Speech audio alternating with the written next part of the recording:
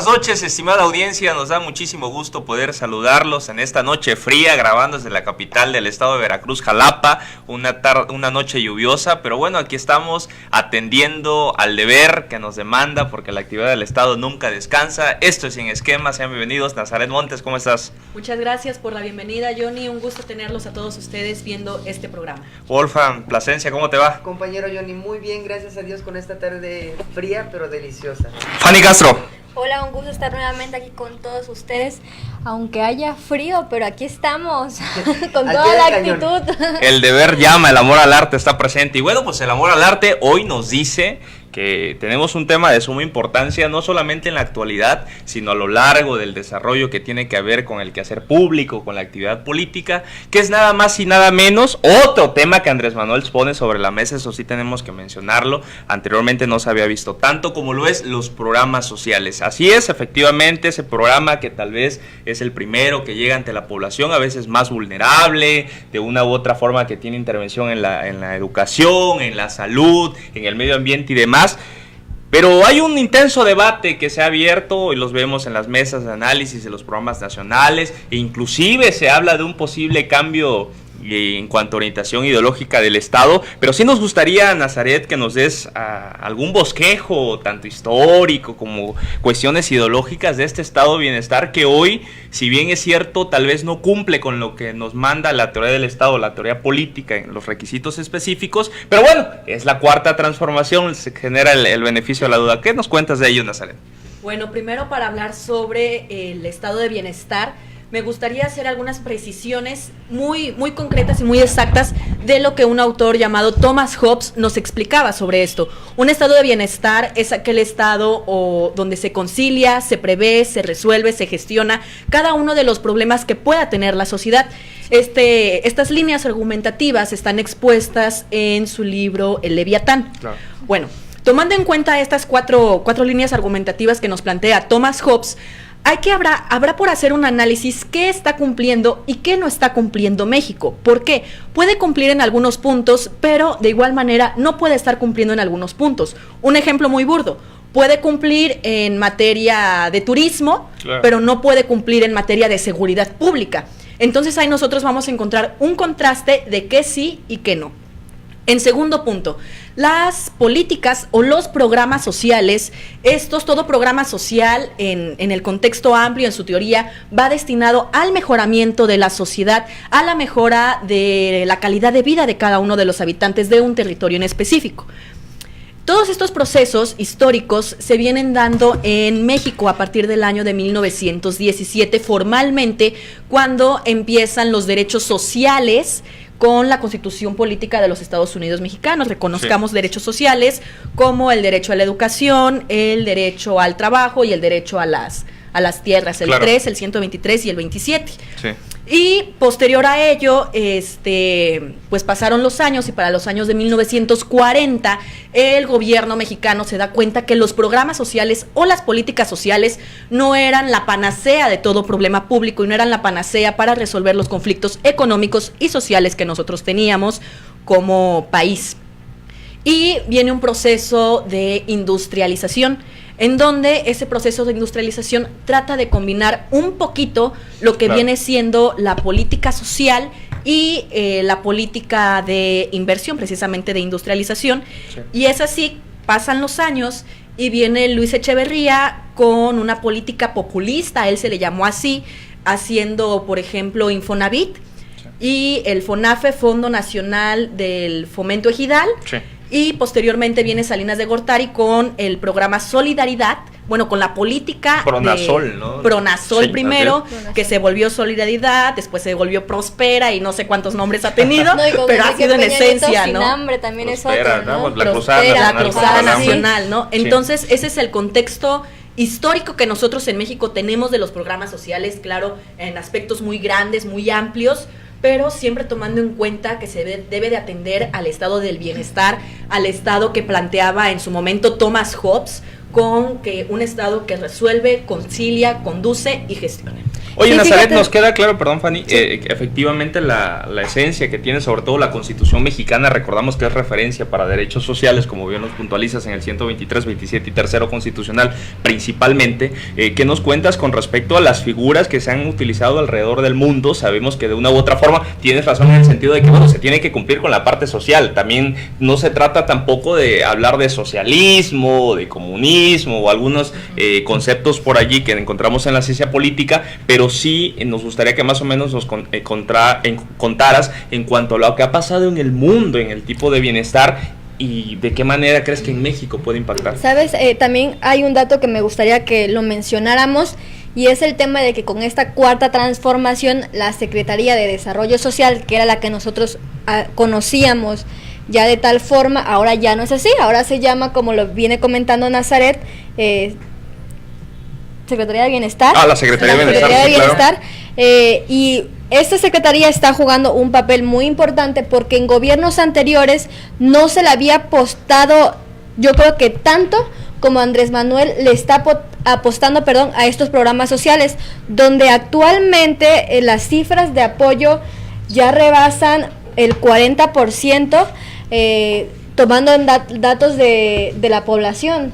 Entonces, ese dato es muy importante y lo que comenta Nazaret sobre cómo ha surgido y cómo han sido las transformaciones que han llevado a cabo todo este proceso dentro de los gobiernos es importante.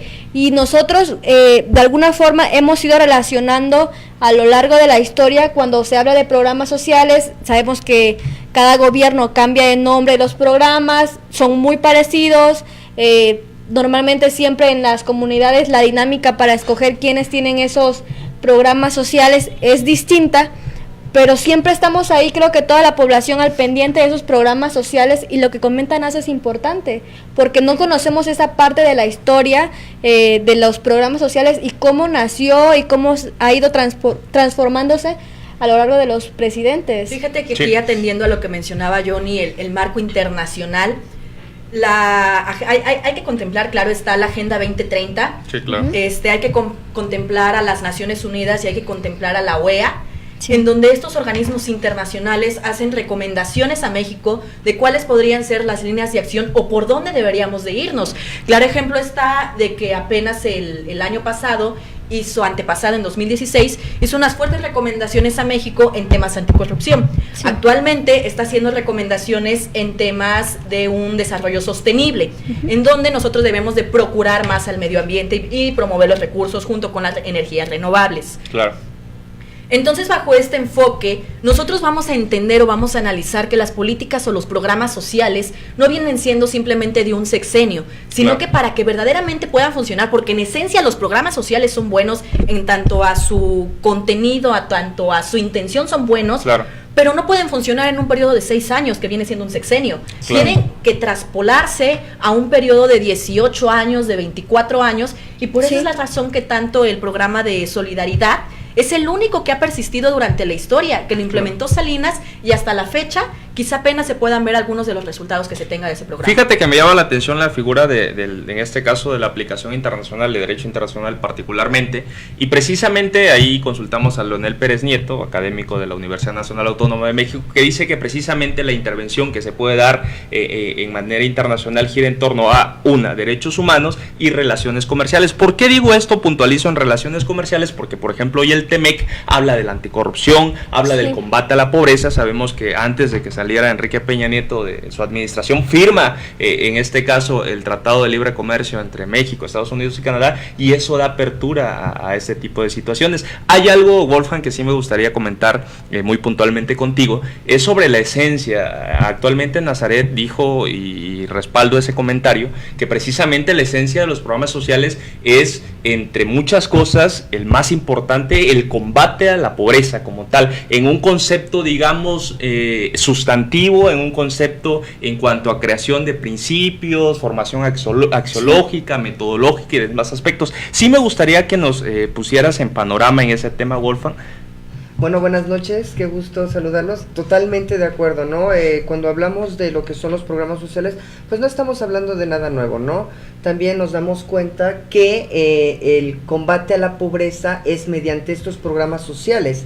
Sin embargo, tenemos que tener en cuenta que la cuarta transformación va a manejar estos programas sociales completamente de manera distinta a los sexenios anteriores, ¿no?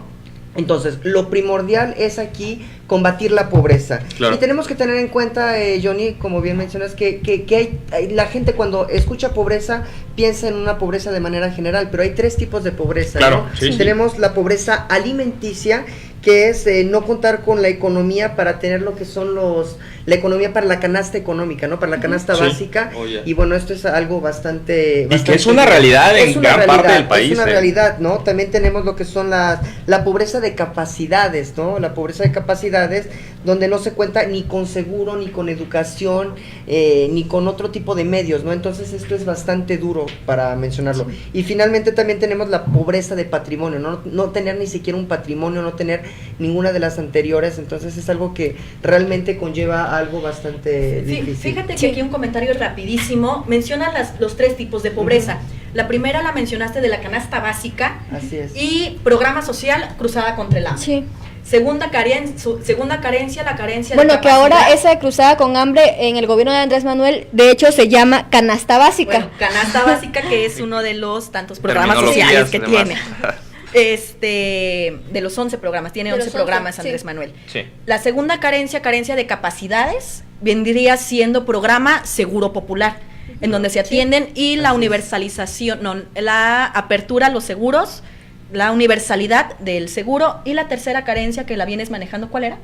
Era la carencia de patrimonio, la pobreza de patrimonio. La pobreza de Sí. patrimonio, tenemos el programa de vivienda, en donde se manejan techos y pisos firmes, estufas Sí, ecológicas. sí. Entonces, ese tipo de programas ahorita los podemos ver reflejados y materializados en cómo se pueden ver efectivamente cómo es que una entidad gubernamental trata de solventar ciertas carencias que tiene su población, y así es efectivo, no es punto y aparte. No, Sí, y de hecho. considerar que había conceptos como vivienda digna y decorosa, que bueno, son conceptos que meramente se encuentran en este caso en la ley general de desarrollo social, que hablaremos posterior a nuestra primer corte, pero que sí es necesario puntualizarlo eso. ¿Por qué lo menciono? Porque precisamente, como hizo el comentario Wolfgang, pues a fin de cuentas existe una serie de pobrezas, de distinciones en las cuales no podemos decir es que eres pobre o porque tienes cierta característica Así y es. todos van a Así ser es. pobres, o sea, una argumentación inductiva, sino más bien hacer la deducción y entender que bueno, hay ciertas particularidades. Hay algo que me llama la atención y que estaba platicando precisamente antes de entrar al aire, es hasta dónde puede llegar la comprensión de programas sociales, entendiendo que no los programas sociales es la única herramienta para el combate a la pobreza, pero más o menos cuéntanos ello. Claro, efectivamente, bueno, el principal objetivo de esta cuarta transformación enfocado a lo que son los programas sociales es reducir principalmente la pobreza y que no haya desigualdad económica. Por otro lado, bueno, el cambio mayoritario es el siguiente, el que las transferencias económicas sean directamente sin intermediarios. Antes Claro. teníamos que tener en cuenta que habían intermediarios y que había un problema de robo de dinero, manejo de lavado de dinero, y ahora lo que Andrés Manuel propone, Andrés Manuel López Obrador, es que haya un depósito sin intermediarios, que llegue directamente a las personas que lo necesitan. También tenemos que tener en cuenta cuáles son los programas sociales que nos está ofreciendo el presidente Andrés Manuel López Obrador. Bueno, pero Y ¿sabes bueno, qué? Ajá. Eso lo checamos después del corte, porque aquí ya vamos a empezar con el debate. Ok, me parece Programas muy bien. sociales La combaten burocracia pobreza en el gobierno o en relación a son temas. Claro que forman sí. parte del clientelismo. Me parece muy bien, Fanny. Excelente. Vamos a una pausa y Regresamos. volvemos.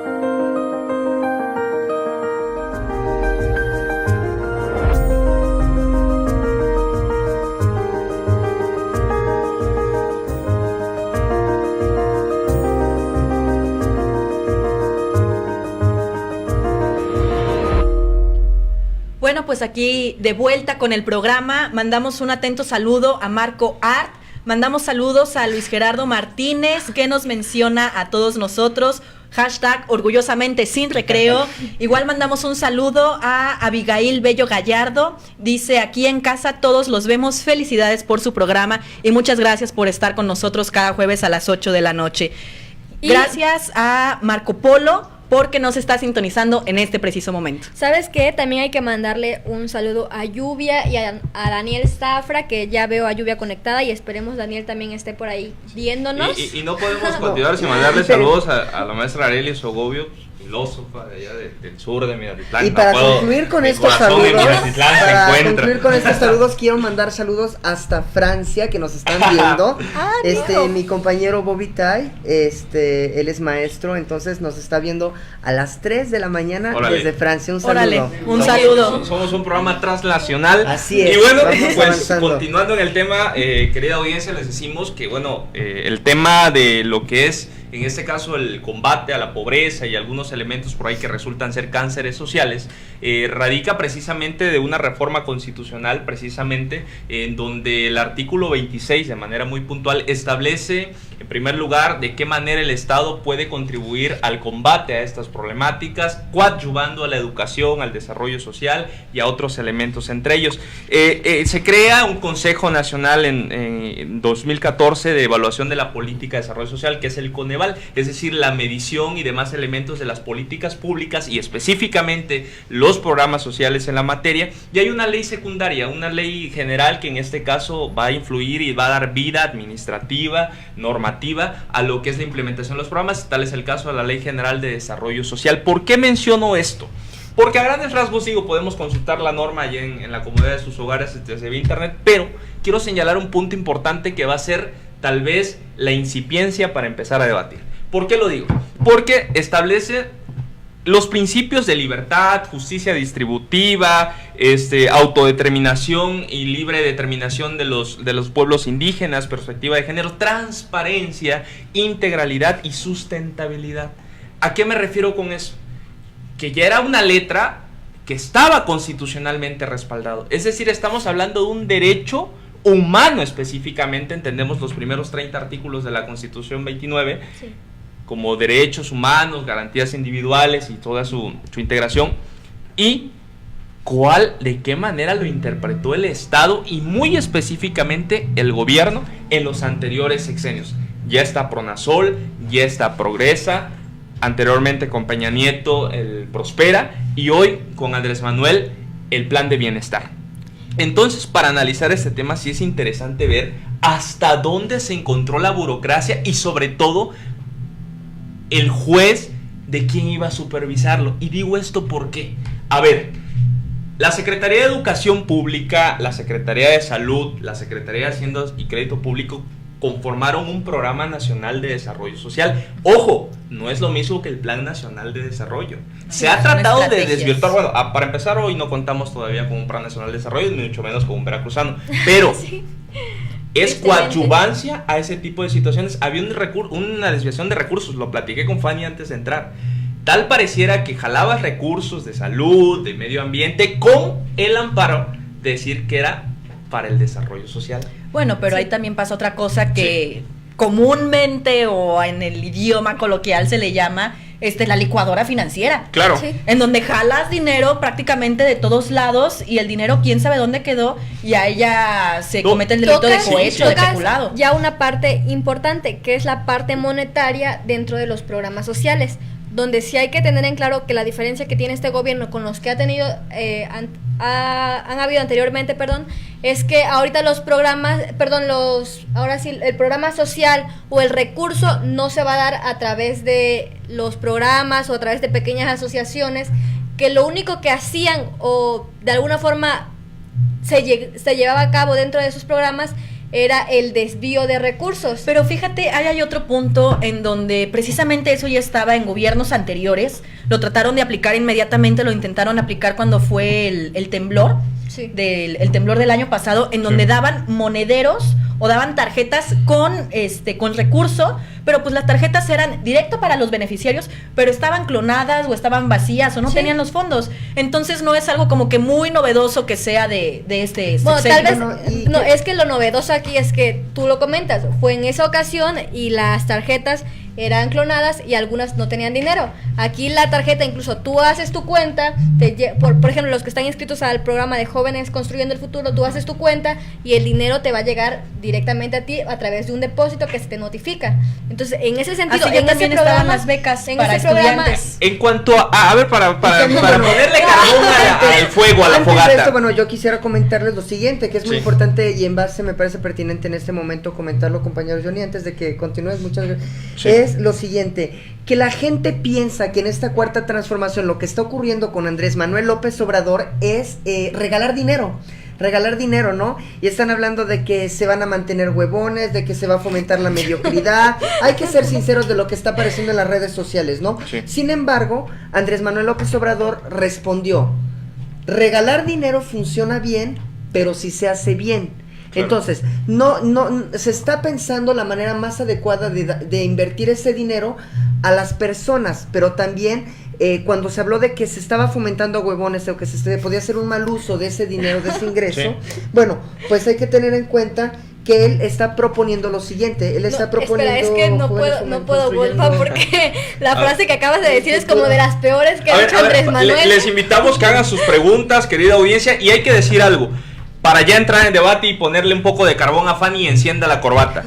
La fogata, perdón, ya Nada corbata. más. La corbata. Daron Acemoglu, quien es un economista, junto con James Robinson, escribieron un libro que tiene que ver con los orígenes del poder y la prosperidad en la pobreza, que es muy conocido. Lo venden en Caxa, lo venden en las librerías.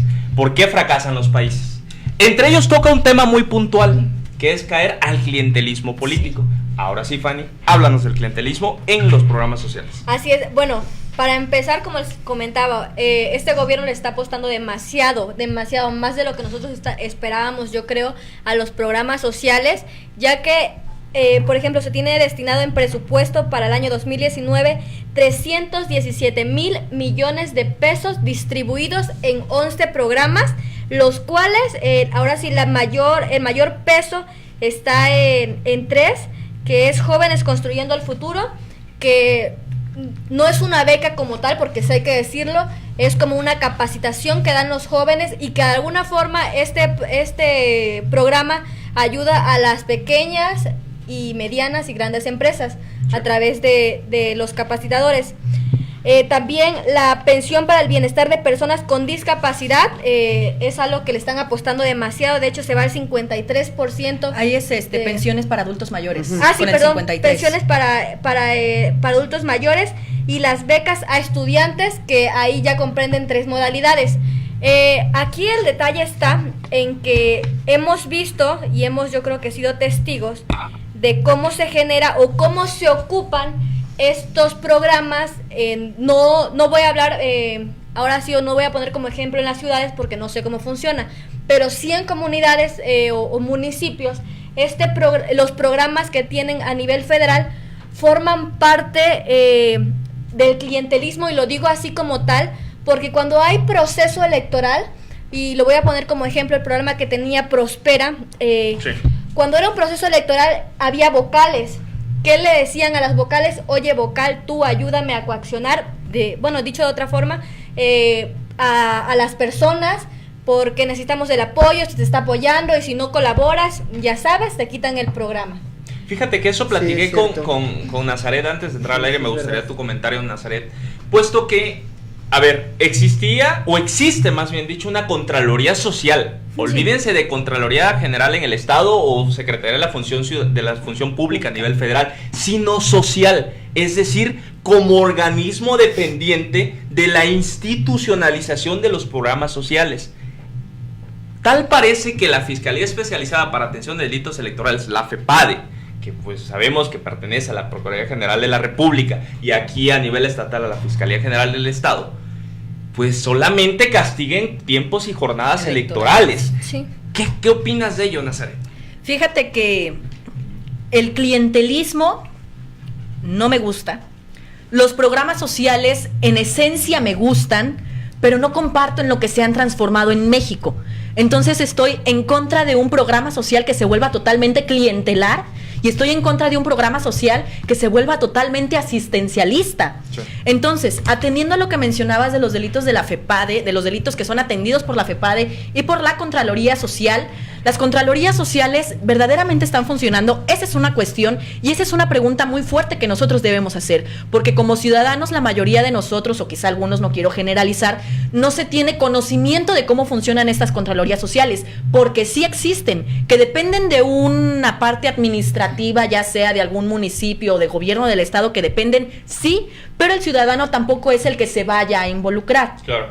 Entonces, a mí si hay algo que me gustaría puntualizar, es que en un texto publicado por el Instituto Belisario Domínguez del Senado de la República, ellos mencionan que la aplicación de programas sociales federales han derivado en políticas de control y clientelismo. Claro. Háblese del clientelismo político, y aquí voy a sacar mi espíritu capitalista, en donde no se puede... en donde tú a una persona no la puedes estar prácticamente manteniendo, claro, sino que le debes de dar tú como Estado las herramientas necesarias. En su momento lo debes de capacitar, lo debes de enseñar. ¿Para qué? Para que después sea productivo. Sí. Y eso es un punto a favor que le puedo quizá ver a Jóvenes Construyendo el Futuro, en donde trata de capacitar a los jóvenes para que después que sean productivos. Claro, fíjate que un ejemplo muy claro, y ya para que den su conclusión, es muy muy particular. Lula da Silva, que fue un ejemplo en cuanto a los gobiernos latinoamericanos en combate, inclusive hablan de la disolución de la pobreza extrema en ese país, combinó dos aspectos, que en este caso sería la combinación de los recursos económicos, es decir, concatenado a México, petróleo, campo, que ha sido olvidado, y la mezcla con la reducción de los niveles en cuanto a la desigualdad en la distribución del ingreso, es decir, el producto per cápita, lo que percibe la población. Conclusiones, Nazaret, 30 segundos. 30 segundos, conclusiones: reducir el gasto público tanto en programas sociales, reducir el gasto público en áreas administrativas.